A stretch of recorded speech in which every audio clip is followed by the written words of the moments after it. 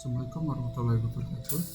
Kali ini saya dan teman-teman saya akan melaporkan tugas akhir proyek sistem basis data, perancangan sistem basis data Puskesmas. Disusun oleh Akbar Ramana, lalu Chandra Pramudia, saya sendiri, dan Rama Eden Budi.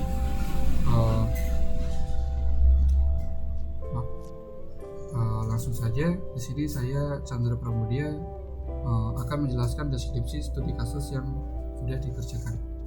Dalam studi kasus sendiri, kelompok kami mengambil database Puskesmas ya. Puskesmas sendiri merupakan fasilitas pelayanan kesehatan yang menyelenggarakan upaya kesehatan masyarakat dan upaya kesehatan musyawaratan tingkat bersama, dengan lebih mengutamakan upaya promotif dan preventif untuk mencapai derajat kesehatan masyarakat yang tinggi. Di dalam Puskesmas itu sendiri terdapat berbagai kegiatan seperti contohnya pasien dengan dokter dengan apotek dengan pasien, maupun pasien dengan para administrator.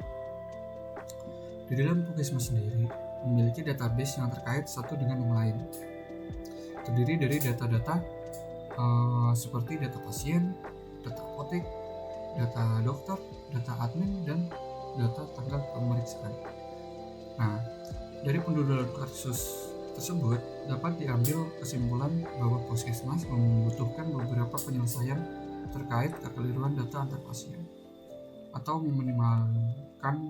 meminimalisir atau seperti itu kerawanan data antar pasien, obat, dan dokter. Nah, di dalam database nanti pengguna atau user diberikan beberapa akses, yaitu view. Artinya user hanya dapat melihat saja tanpa dapat melakukan editing maupun create. Yang kedua adalah edit. User memiliki akses untuk melakukan edit atas data yang telah diinput sebelumnya. Yang ketiga adalah create. User diberikan akses untuk melakukan create atas waktu transaksi. Yang terakhir adalah full control. User memiliki full control, dapat melakukan view, edit, dan create. Dalam kasus ini juga terdapat pemanfaatan sistem basis data. Salah satunya adalah integritas data agar data yang diinputkan tidak ada yang salah. Perkenalkan, nama saya Rama Eden Budi dengan NIM 1946. Di sini saya akan melanjutkan materi presentasi dari final project sistem basis data, yaitu bagian materi IR diagram. Di sini kelompok kami membuat database Puskesmas yang memiliki 5 entitas, diantaranya yaitu entitas pasien yang memiliki atribut alamat pasien, nomor pasien, nama pasien. Lalu ada juga entitas admin yang memiliki atribut nama petugas, kode petugas. Yang ketiga, ada entitas jadwal pemeriksaan yang memiliki atribut nomor pasien, Forenke, ID dokter Forenke, tanggal, nomor ruang, kode tugas. Selanjutnya ada entitas dokter yang memiliki atribut ID dokter, nama dokter, dan alamat dokter. Selanjutnya ada apotek, entitas apotek yang memiliki atribut nomor obat, jenis obat, nama obat, dan harga obat. Nah, di antara entitas pasien dan entitas apotek memiliki relasi one to many, yaitu pasien mengambil obat ke apotek. Selanjutnya, di antara entitas pasien dan admin memiliki sebuah relasi many to one, yaitu pasien mendaftar ke admin. Selain itu, di antara entitas admin dan entitas jadwal pemeriksaan terdapat sebuah relasi one to many, yaitu admin membuat jadwal pemeriksaan. Selanjutnya, di antara entitas jadwal pemeriksaan dan dokter itu ada relasi many to one, yaitu dokter menerima data dari jadwal pemeriksaan. Kita balik ke entitas pasien. Di antara pasien dan jadwal pemeriksaan juga terdapat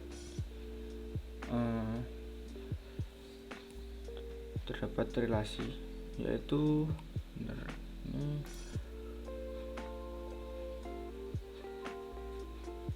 when to many juga. Kita tambahkan dulu.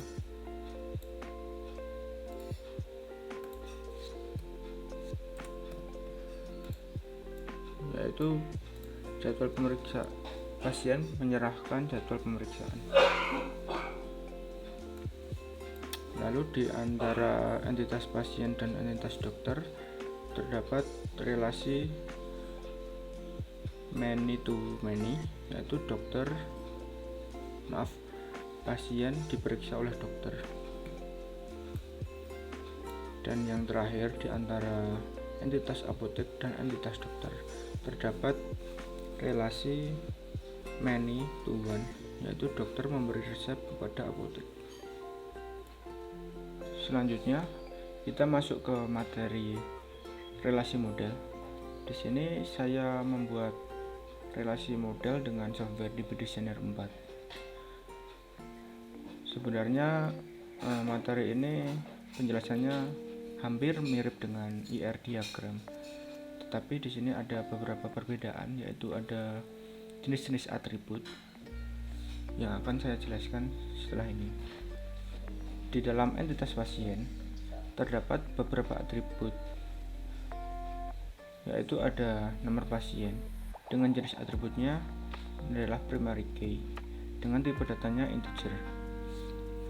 Selanjutnya ada atribut apotek, nomor obat. Ini adalah jenis atributnya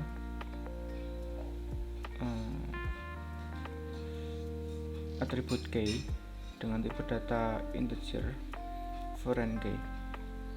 Atribut apotek nomor obat ini adalah turunan dari relasi antara pasien dan apotek. Lalu ada juga atribut nama pasien dengan tipe data varchar. Jenis atributnya adalah atribut key. Ada juga alamat pasien dengan tipe data varchar dengan jenis atributnya atribut key. Kita masuk ke entitas admin. Di sini kode petugas menjadi primary key dari entitas admin dengan tipe datanya integer. Lalu ada atribut key pasien nomor pasien dengan tipe data integer. Pasien nomor pasien ini adalah turunan dari relasi antara pasien dan admin. Selanjutnya ada atribut nama petugas dengan jenis atribut key dengan tipe data varchar. Lalu di dalam entitas jadwal pemeriksaan, nomor ruang berperan sebagai primary key dengan tipe data varchar. Di dalam jadwal pemeriksaan ini ada beberapa atribut turunan antara entitas jadwal pemeriksaan dan entitas dokter. Lalu ada juga ada turunan dari entitas admin juga, ini admin kode petugas. Nah, jadi untuk yang terakhir ada atribut tanggal dengan jenis datanya varchar. Kita masuk ke entitas dokter. Di sini ID dokter berperan sebagai primary key dengan tipe data integer. Lalu ada juga nama dokter dengan tipe data varchar. Lalu yang terakhir ada alamat dokter dengan tipe varchar. Kita masuk ke dalam entitas apotek. Di dalam entitas apotek sendiri, nomor obat berperan sebagai primary key dengan tipe data integer. Lalu ini ada atribut key dokter, ID dokter dengan tipe data integer foreign key. Ini adalah atribut turunan dari relasi dokter dan apotek. Lalu ada nama obat dengan tipe data varchar. Selanjutnya ada jenis obat, tipe datanya juga varchar. Lalu yang terakhir ada harga obat dengan tipe datanya integer. Lalu yang terakhir ini ada turunan dari hasil relasi antara pasien dan dokter. Ada entitas pasien dokter. Di sini menjadi primary key semua, yaitu pasien, nomor pasien dengan tipe data integer foreign key, dan dokter, ID dokter, tipe datanya integer foreign key. Nah, selanjutnya adalah saya akan menjelaskan normalisasi dari database yang telah dibuat. Normalisasi database itu terdapat 3 jenis, yaitu first normal form, second normal form, dan yang terakhir adalah third normal form. Yang pertama adalah first normal form atau disingkat 1NF. Di sini langkah yang pertama, kita harus memenuhi persyaratan dari first normal form tersebut, yaitu yang pertama, setiap atribut nama harus unik. Nah, di sini nama-nama ini harus unik, dan yang kedua, atribut value harus single. Nah, di sini misalkan nama obat, di sini tidak ada double, misalkan Bodric, antasida, seperti itu. Lalu yang ketiga adalah tidak ada perulangan dari setiap grup. Dan setelah memenuhi persyaratan tersebut, langkah yang selanjutnya adalah kita mencari primary key dari setiap atribut nama. Di sini sudah saya tandakan primary key-nya, yaitu nomor pasien, nomor obat, nomor kode petugas, dan ID dokter. Setelah ketemu, kita lanjut ke second normal form. Di second normal form ini syaratannya itu harus sudah berbentuk first normal form. Nah, sudah terbentuk, lalu semua atribut key harus bergantung sepenuhnya terhadap primary key-nya. Nah, di sini apa itu atribut key? Atribut key itu adalah ini yang ditandakan dengan warna biru. Nah, di sini itu harus sepenuhnya bergantung kepada primary key. Nah, jadi nama pasien, alamat pasien ini harus bergantung kepada nomor pasien. Nah, kita lihat lagi alamat pasien dan nama pasien itu apakah bergantung dengan nama obat? Tidak. Jadi mereka bergantung sebenarnya pada nomor pasien saja. Lalu diikuti dengan nomor obat, jenis obat, harga obat yang bergantung pada nomor obat. Lalu nama petugas yang bergantung kepada kode petugas, dan nama dokter, alamat dokter yang bergantung dengan ID dokter. Nah, untuk nomor ruang dan tanggal sendiri tidak bergantung kepada ID dokter. Soalnya ini atribut key dan tidak memiliki primary key sendiri. Nah, jika sudah memenuhi persyaratan, langkah selanjutnya yang kita lakukan adalah memisahkan partikel ke tabel lain. Nah, kita akan memisahkan seperti ini, membuat tabel-tabel seperti ini. Nah, nomor obat sendiri bergantung kepada nomor pasien atau nama pasien. Jadi mereka ikut dalam satu form. Jika sudah, lanjut ke third normal form. Nah, persyaratannya di sini tentu saja sudah harus berbentuk second normal form. Nah, yang kedua adalah semua non-primary key tidak boleh bergantung kepada atribut lain yang juga non-primary key. Nah, dalam hal ini, nomor obat sendiri ini merupakan primary key, tapi dia bergantung juga kepada nomor pasien. Nah, di sini kita harus melakukan transitive dependency agar bisa memisahkan tabelnya lagi. Nah, di sini nomor obatnya sendiri sudah primary key, dan kita harus memisahkannya dengan format primary key, lalu diikuti dengan atribut key-nya nomor obat. Nah, jadi sudah berbentuk seperti ini. Di sini kita mendapat tabel pasien, kita mendapat tabel petugas, kita mendapat tabel dokter yang isinya seperti ini, dan tabel obat. Dan yang terakhir adalah tabel jadwal pemeriksaan. Assalamualaikum warahmatullahi wabarakatuh. Saya Akbar Rahmana, NIM L200190023.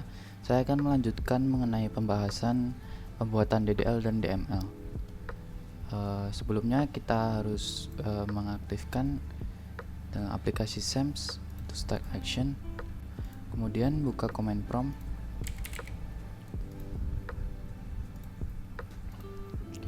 Masuk ke cd SAM MySQL pin. Kemudian masuk ke MySQL dengan menggunakan administrator atau root. Setelah itu di sini kita akan membuat database terbaru. Nama database kita yaitu Puskesmas dengan mengetikkan perintah create database Puskesmas.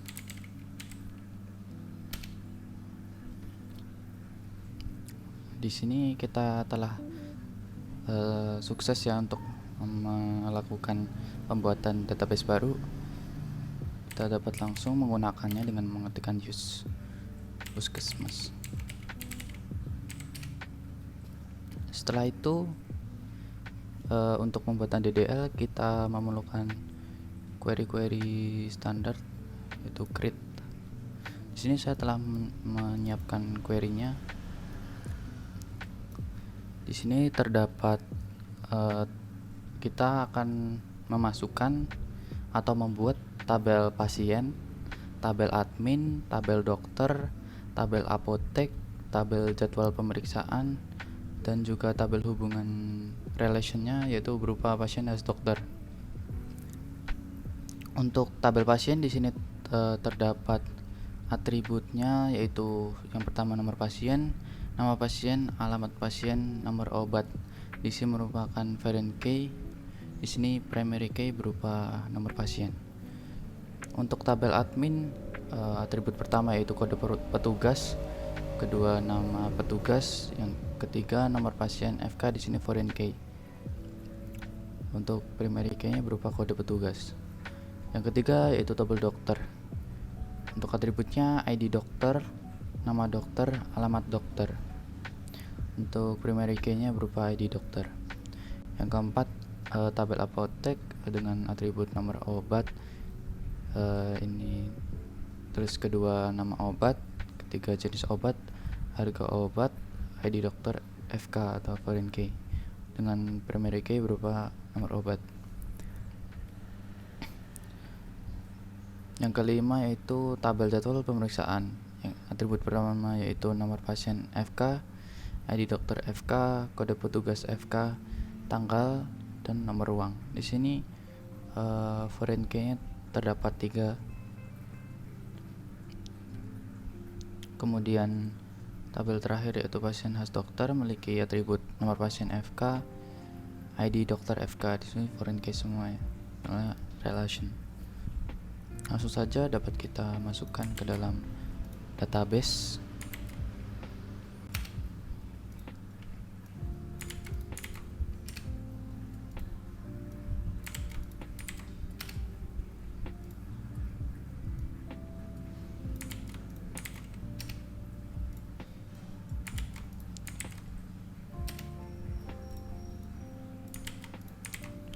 Nah, di sini telah selesai, semuanya sudah dimasukkan ke dalam database. Dapat kita lihat dengan melakukan show tables. Nah, sudah sukses. Untuk DML-nya saya juga sudah siapkan, melakukan penambahan data ke dalam tabel ya, dengan perintah insert. Kita dapat langsung memasukkan ke dalam tabel pasien.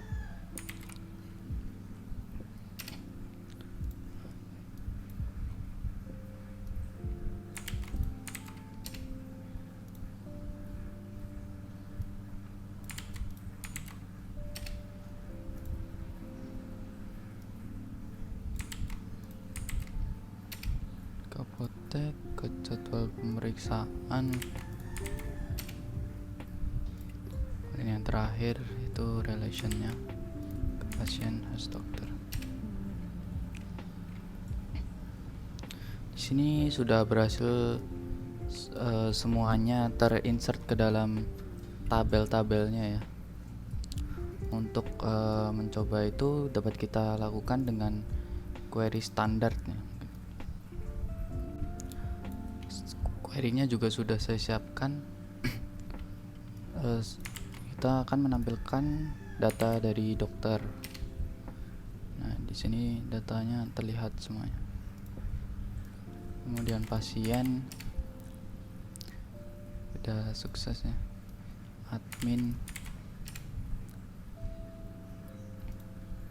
kemudian apotek, kemudian relationnya itu pasien has dokter. Nah, sudah dapat semuanya bisa. Yang selanjutnya yaitu kita akan mencoba untuk menampilkan ID dokter, nama dokter, alamat dokter, di mana diurutkan berdasarkan ID dokter yang dimulai dengan terbesar ke terkecil, atau bisa juga diubah dari terkecil ke terbesar dengan perintah ascend dengan limit 10 melompati satu data. Nah, ini bisa. Jadi dia melompati satu data, yaitu data dengan ID dokter 120, di sini dilompati 1 dan menampilkan 10 data. Selanjutnya kita akan mencoba perintah insert ke dalam tabel pasien dengan nama Hasan Jepara, nomornya 21. Bisa kita lihat dengan select from pasien. Nah, ini sudah terinsert ya.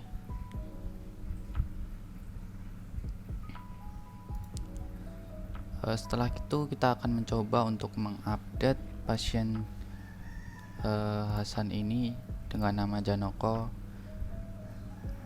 dengan perintah di mana nomor pasien itu ada 21 dan alamatnya itu Jepara.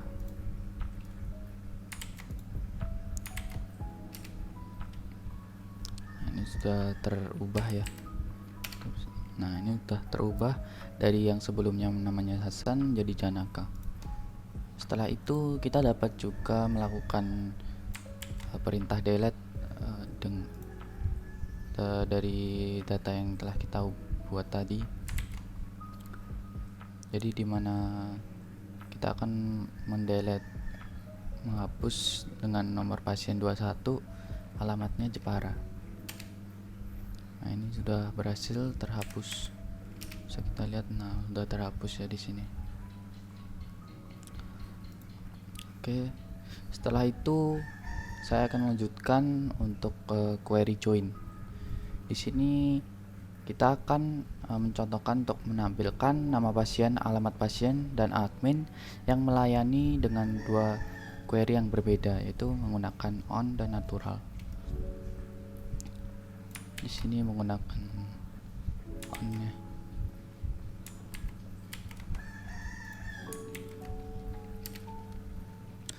Di sini akan tampil, dia menampilkan nama pasien, alamat pasien, dan nama petugas. Kemudian untuk fungsi untuk natural, ini akan menampilkan data yang sama dengan beda query saja. Yang ketiga itu saya akan menampilkan nama pasien, alamat pasien, nomor ruang, dan tanggal pemeriksaan pasien dengan menggunakan drag outer join, di mana pasien itu memiliki nomor pasien yang sama dengan foreign key di tabel jadwal pemeriksaan. Nah, di sini terlihat nama pasien, alamat pasien, nomor ruang, dan tanggal.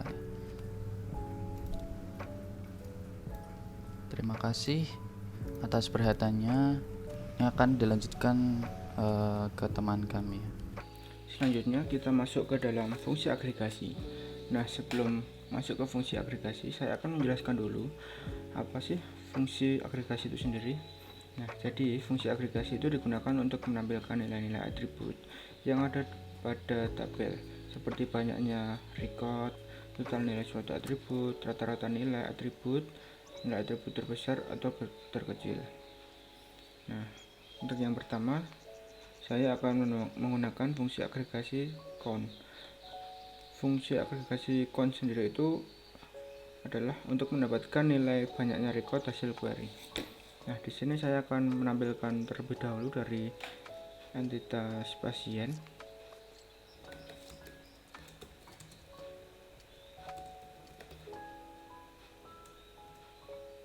Nah, di sini saya akan menggunakan fungsi count untuk menghitung berapa jumlah dari pasien yang ada di dalam tabel ini.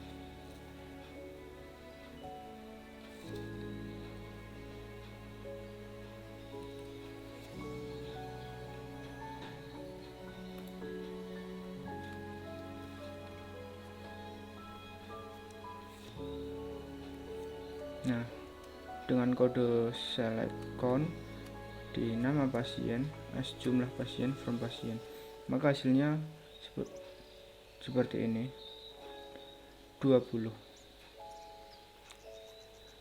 Jumlah nama pasien, jumlah pasiennya itu ada 20, seperti ini. Selanjutnya saya akan menggunakan fungsi sum. Jadi fungsi sum ini berfungsi untuk mendapatkan nilai total suatu atribut numerik hasil query. Di sini saya akan menggunakan tabel apotek. Kita tampilkan dulu.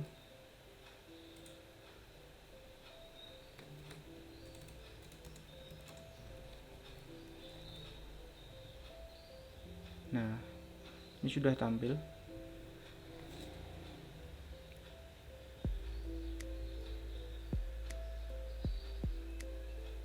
Di sini saya akan mencoba menghitung total harga obat dari tabel ini.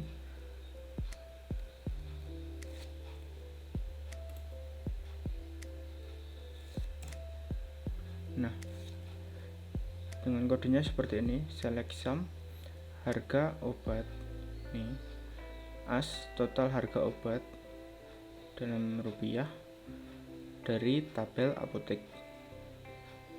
Maka hasilnya ini 120 1.205.000. Setelah sum, saya akan mencoba fungsi max dan min. Jadi max itu berfungsi untuk mendapatkan nilai terbesar suatu atribut numerik hasil query, sedangkan min itu untuk mendapatkan nilai terkecil suatu atribut numerik hasil query. Di sini saya kembali menggunakan tabel apotek.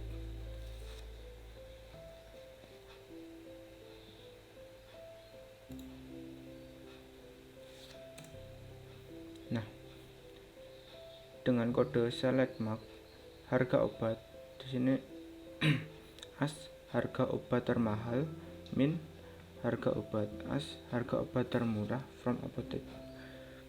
Harga obat termahalnya 150.000 ini, dan harga obat termurahnya 20.000 ini dan ini. Nah, untuk yang terakhir ada fungsi average. Fungsi average sendiri berfungsi untuk mendapatkan nilai rata-rata suatu atribut numerik hasil query. Saya akan menggunakan tabel apotek kembali.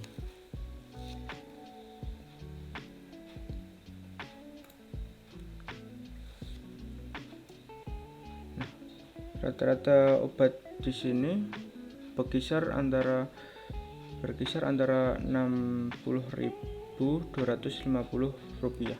Lalu di sini saya akan menjelaskan tentang subquery ya. Sebelum itu apa sih subquery itu? Jadi subquery itu adalah query dalam query dan tertanam dalam klausa where. Bisa disebut juga sebagai permintaan dalam permintaan. atau permintaan bersyarat. Subquery itu digunakan untuk mengembalikan data yang akan digunakan dalam query utama sebagai syarat untuk membatasi data yang akan diambil. Subquery dapat digunakan dengan select, insert, update, dan delete. Statement bersama dengan operator seperti sama dengan, kurang dari, lebih dari, kurang dari sama dengan, lebih dari sama dengan, in, between, dan lain-lainnya.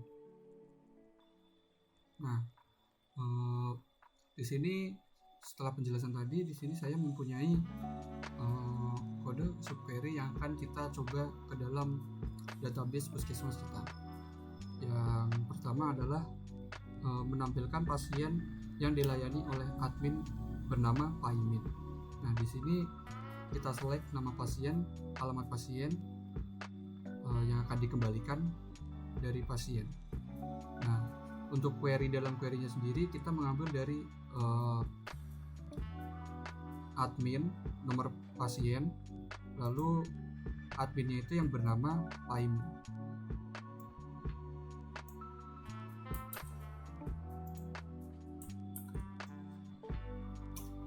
Nah, di sini terdapat sebuah nama yaitu Robi dan alamat pasiennya Jambi. Dia berarti yang ditangani oleh admin bernama Paimin. Lalu yang kedua adalah kita akan mengembalikan nama pasien, alamat pasien. Nah, tapi kita query-nya mengambil dari nomor obat dan obatnya itu jenisnya injeksi.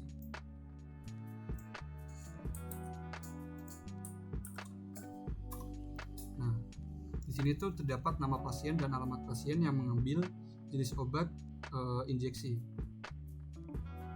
Lalu yang ketiga adalah ini. Di sini kita akan mengembalikan harga obat, tetapi harga obatnya itu yang paling murah atau yang paling rendah di dalam apotek. Nah, di sini harga obat yang paling terendah berarti 20.000, yaitu jenisnya antasida dan stop. Lalu yang terakhir atau yang keempat adalah kita akan mencari harga obat yang harga obatnya harganya paling tinggi atau paling maksimal. Nah, di sini terdapat nama obat Goserelin yang mempunyai harga obat 150.000. Nah, jadi subquery itu kita mengambil atau mengembalikan data yang diambil dari query sebelumnya agar memudahkan atau membatasi data yang akan diambil. Nah, teman-teman saya sudah melakukan bagiannya masing-masing dan subquery ini adalah bagian terakhir. Presentasi dari tugas akhir sistem basis data sudah selesai. Maka sebelum itu saya dan teman-teman mohon maaf jika terdapat perkataan yang tidak berkenan. Assalamualaikum warahmatullahi wabarakatuh.